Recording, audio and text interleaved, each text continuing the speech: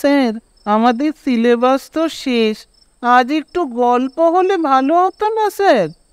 Syllabus শেষ তাতে কি হয়েছে? সিলেবাসটা রিভিশন করতে হবে তো। ও হয়ে যাবে স্যার। স্যার, আপনি তো অনেক দিন ধরে বলেছেন আমাদের একটা গল্প বলবেন, কিন্তু সে তো আর বলে উঠতে পারলেন না। মানিকের কথা শুনে বাকি বাচ্চারাও একসাথে বলে উঠল, না স্যার, আজকে একটা গল্প আপনাকে বলতেই হবে। সেই মনে আছে, আপনি ঝড় বৃষ্টির রাতের একটা গল্প বলবেন বলেছিলেন, আপনার জীবনের সত্যি ঘটনা। কিন্তু সেই দিন সময়ের জন্য তো আপনি বলতেই পারলেন না, বলেছিলেন অন্য একদিন বলবেন। আজকে তো সময় আছে স্যার, আজকে বলুন না। আর আমাদের ফার্স্ট টার্মের সিলেবাস তো শেষ হয়ে গেছে। মাস্টারমশাই দেখলেন এ বড় বিপদ, আর কোনোভাবে পার পাওয়া যাবে না। ঠিক আছে, তোমরা যখন এতবার করে বলছো, আমি তাহলে তোমাদের একটা গল্প শোনাচ্ছি। কিন্তু মনে রেখো, এটা কোনো গল্প নয়, এটা আমার সাথে ঘটে যাওয়া একটা সত্য ঘটনা। আমি জানি তোমরা এখনকার বাচ্চারা এই সমস্ত ভূত প্রেত দানব এসবে বিশ্বাস করো না, তবে একটা জিনিস মনে রেখো, মানুষের জীবনে এমন কিছু ঘটনা ঘটে যার পেছনে কোনো যুক্তি থাকে না। সেই যুক্তি সে কখনোই খুঁজে বার করতে পারে না, যাকে আমরা অলৌকিক বলে থাকি। এটা আজ থেকে প্রায় 15 বছর আগেকার কথা। তোমরা জানো, আমার দেশের বাড়ি গ্রামের দিকে। বনগাঁ স্টেশনে নেমে প্রায় 2 ঘন্টা বাসে চেপে তারপর আমার গ্রাম, আমডোব গ্রাম।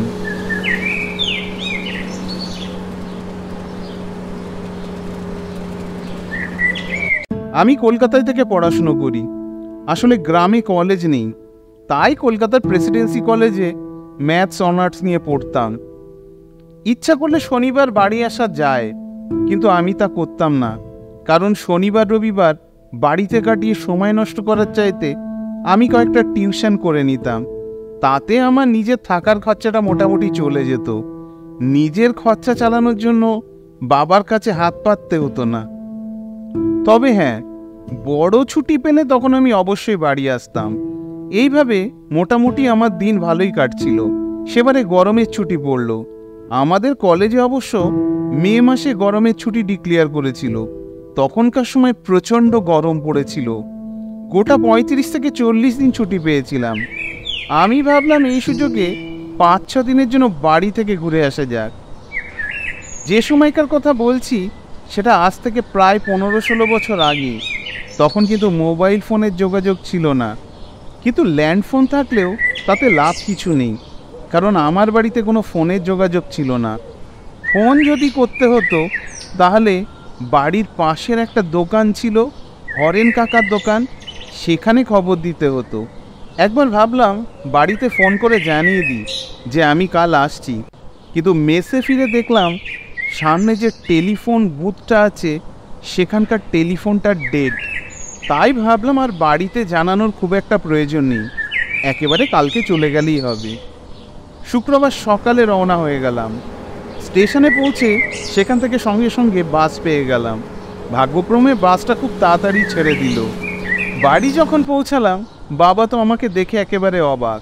তুই আসবি, আগে তো একটা খবর দিয়ে আসবি। খবর দিলে তুমি কি স্টেশনে গাড়ি পাঠাতে? তা অবশ্য ঠিকই বলেছিস। আয় ভেতরে আয়। দুপুরে খাওয়া দাওয়া করে টানা ঘুম দিলাম। ঘুম যখন ভাঙলো তখন দেখলাম চারিদিক প্রায় অন্ধকার হয়ে গেছে। কতক্ষণ ঘুমিয়েছি আমি যে চারিদিক অন্ধকার হয়ে গেছে? কটা বাজে? দেওয়াল ঘড়িটা খারাপ হয়ে গিয়েছিল, তাই হাত ঘড়ির দিকে তাকিয়ে দেখলাম এখন তো বাজে মাত্র 4টে, আর এরই মধ্যে চারিদিকে এত অন্ধকার ঘনিয়ে এসেছে। ভালো করে আকাশের দিকে লক্ষ্য করে দেখলাম আকাশে ঘন কালো মেঘ দানা বেঁধেছে।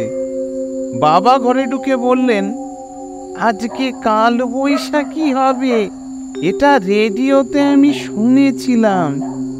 কিন্তু কি সাংঘাতিক মেঘ। ঘরের আলো জ্বালাতে যাব, ঠিক তখনই বাবা আমাকে বললেন, মোমবাতি নেই, কেরোসিন তেলটাও ফুরিয়ে গেছে। মানে মোমবাতি কেরোসিন তেল? তুমি অন্ধকারে কিভাবে ভূতের মতন এখানে থাকো? সন্ধ্যাবেলায় তুমি কিছু জ্বালাও না? না সেরকম নয়, কিন্তু দরকার পড়ে না, তাই জ্বালানো হয় না। মোমবাতিটা কালকেই শেষ হয়ে গেছে, আর কেরোসিন তেলটাও কেনা হয়নি। ঠিক আছে, তুই দাঁড়া, আমি একটুখানি মোমবাতি আর কেরোসিন তেল কিনে আনি। না না থাক, তোমাকে আর বেরোতে হবে না, আমি যাচ্ছি, আমি গিয়ে নিয়ে আসছি। আমি ছাতা নিয়ে বেরিয়ে পড়লাম।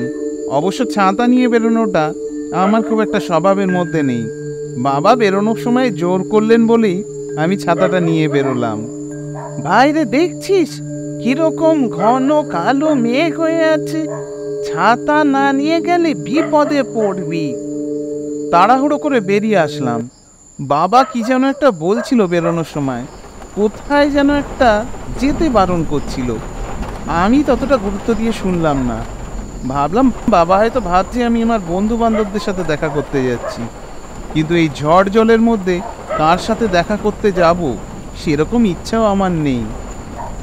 আমি যাচ্ছি হরেন কাকার দোকানে। হরেন কাকার দোকানে কেরোসিন তেল, মোমবাতি সব কিছুই পাওয়া যায়।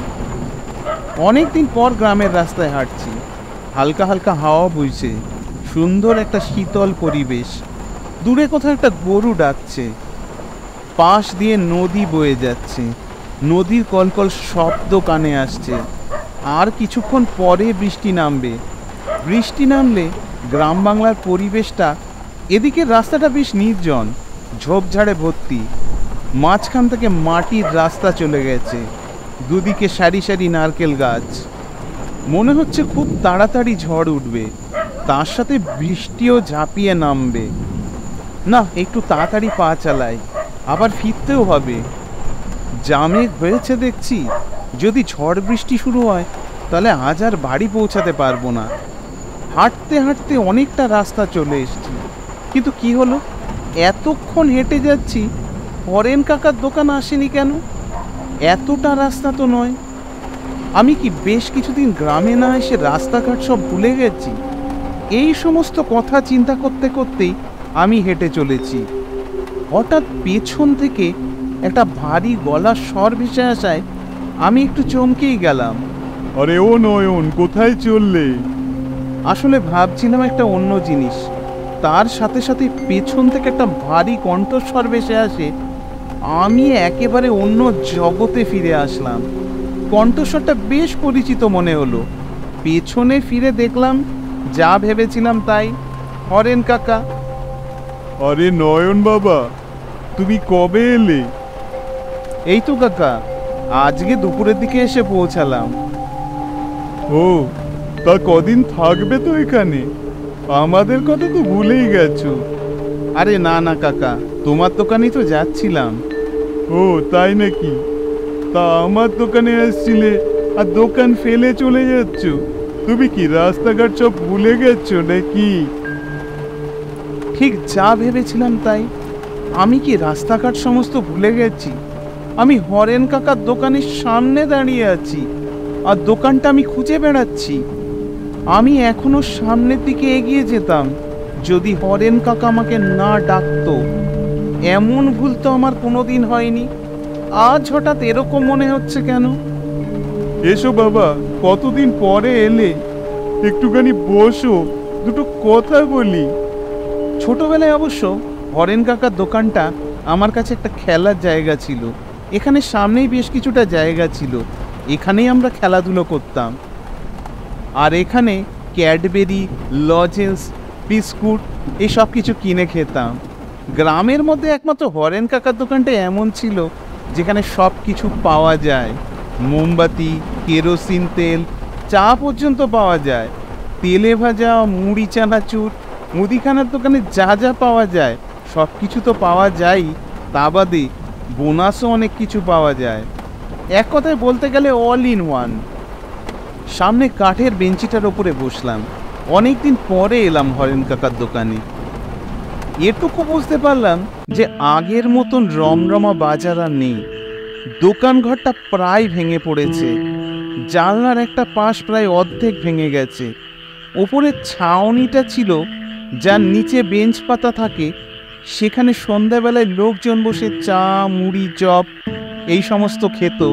সেই জায়গাটাও ফুটো হয়ে গেছে। একটু বৃষ্টি হলেই গায়ে জল পড়ে ভেসে যাবে। আচ্ছা কাকা, তুমি এগুলো মেরামত করো না কেন? এরকম ছাউনি ফুটো হয়ে আছে, লোকজন বসলে তো গায়ে জল পড়বে। আর তোমার দোকানের এই কি অবস্থা? আগের মতন জিনিসপত্র আর নেই কেন? দোকানটা এরকম অগোছালো অবস্থায় আছে কেন? কি আর করব বাবা, সবই কপাল। এখন আর আগের মতন কেউ আসে না।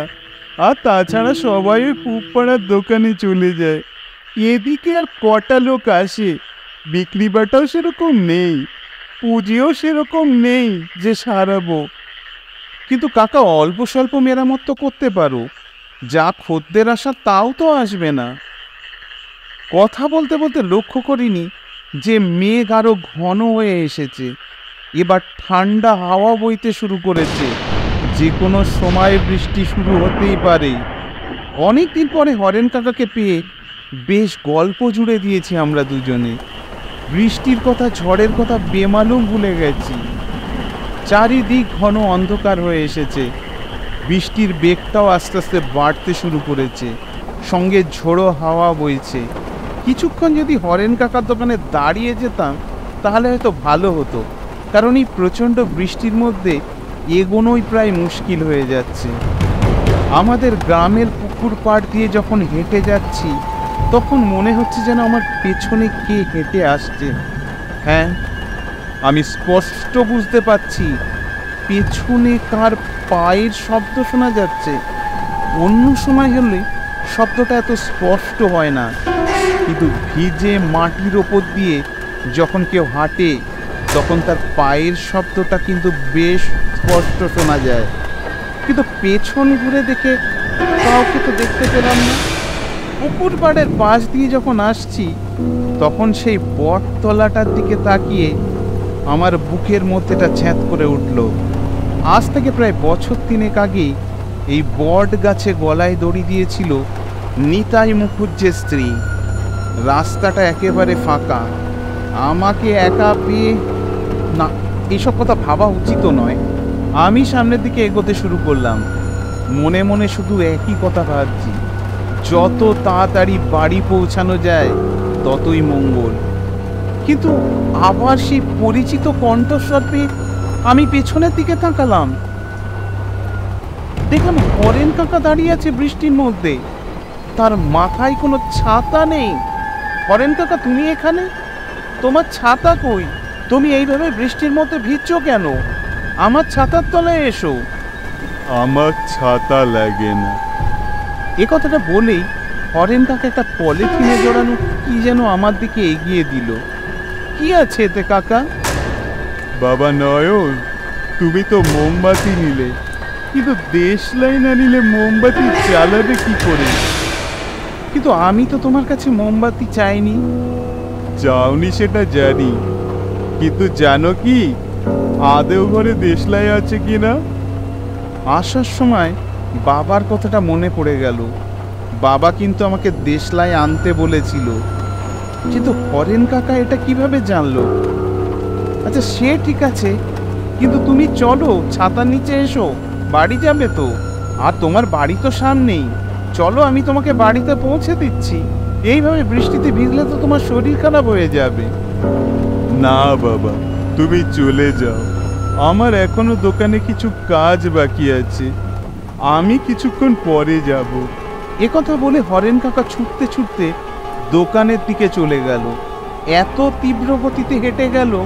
হরেন কাকা যাচ্ছে কি করে এই প্যাচ প্যাচে কাদার মধ্যে? একটা জিনিস লক্ষ্য করলাম, এই প্রচণ্ড বৃষ্টির মধ্যে হরেন কাকা কোনো ছাতা ছাড়া এসেছে। তার মানে সে তো পুরোপুরি ভিজে যাওয়ার কথা, কিন্তু সে তো একটুও ভেজেনি। একবার কি মনে হলো, আমি পেছন ফিরে তাকালাম। হরেন কাকা নিমেষের মধ্যে অদৃশ্য হয়ে গেছে। মানুষটা এত তীব্র গতিতে হেঁটে গেল কি করে? সেদিন রাতে বাড়ি ফিরতে বেশ দুর্ভোগ পোয়াতে হয়েছিল। ফিরলাম যখন তখন বাজে প্রায় সন্ধে 8:30। বাড়িতে এসে দেখলাম বাবা রান্নাবান্না করে ফেলেছে। হিরে, এত দেরি করলি? আমি বলেছিলাম আমি যাই। কেন, আমি এখানকার রাস্তাঘাট চিনি না নাকি? আর আমি কি এই গ্রামে নতুন? তুমি কেন এত চিন্তা করো বলো তো? সেদিন রাতে খাওয়া দাওয়ার পর যখন বিছানায় শুয়ে আছি, তখন একটা কথা মনে পড়ল। হরেন কাকার দোকান থেকে বিস্কুট, মোমবাতি, দেশলাই সবই নিলাম, কিন্তু তাকে তো টাকাই দেওয়া হয়নি। টাকাটা না দিয়ে আমি চলে এসেছি। ছি ছি, এরকম ভুল আমি করলাম কি করে? কি ভাবলো মানুষটা?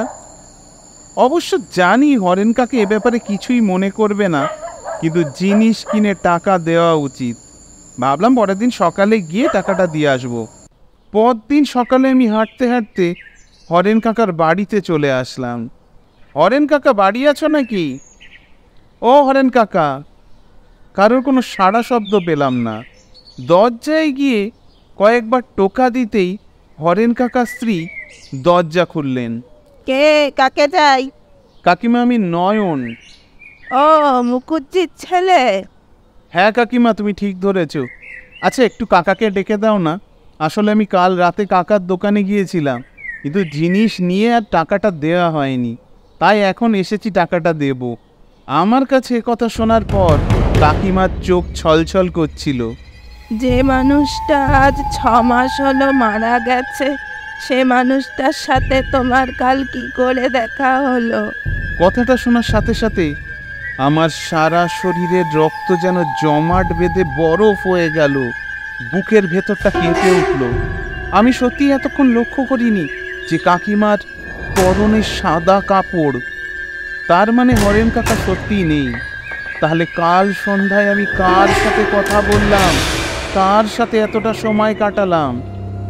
আসলে মাস 3 আগে তোমার কাকা দোকানেই ছিল।